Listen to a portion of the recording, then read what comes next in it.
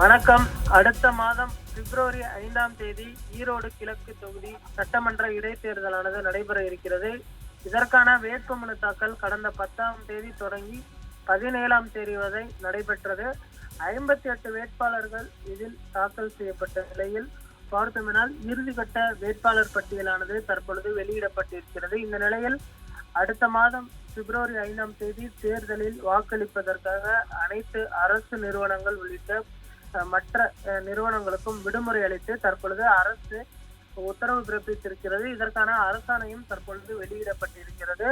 இதில் திமுக வேட்பாளர் வி.சி. சந்திரகுமார், நாம் தமிழர் கட்சியின் வேட்பாளர் சீதாலட்சுமி உள்ளிட்ட வேட்பாளர்கள் போட்டியிட இருக்கக்கூடிய நிலையில் தற்பொழுது தேர்தல் பிரச்சாரம் தீவிரமடைந்திருக்கிறது.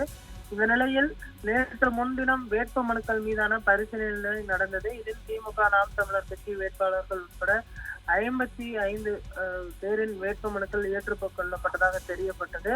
உரிய ஆவணங்கள் சமர்ப்பிக்காததால் 3 வேட்பாளர்களின் வேட்பு மனுக்களும் தள்ளுபடி செய்யப்பட்டது. இந்த நிலையில் தற்பொழுது ஈரோடு கிழக்கு தொகுதியில் பார்த்தோமெனால் 46 பேர் போட்டியிடுவதாக தற்பொழுது இறுதிக்கட்ட வேட்பாளர் பட்டியலானது வெளியிடப்பட்டிருக்கிறது.